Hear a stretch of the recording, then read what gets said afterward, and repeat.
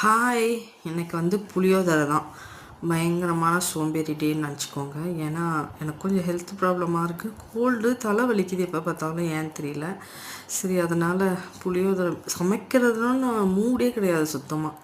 எனக்கு ரொம்ப சிம்பிளாக இருந்தது இந்த புளியோதரை தான். சரி குழந்த அவனுக்கு கட்டி குடுக்கலாம். நேத்து கட்டல.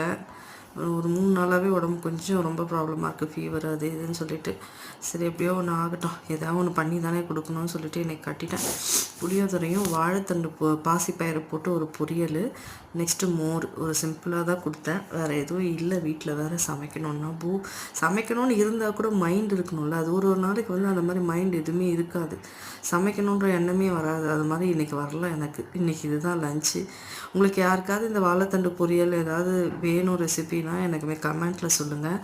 நான் உங்களுக்கு ஷேர் பண்ணுறேன். இதெல்லாம் நிறைய நான் போட்டிருக்கேன்னு நினைக்கிறேன். பாருங்கள் சேனலில் வ்ளாக் அப்லோடில் பாருங்கள் இருக்கும்.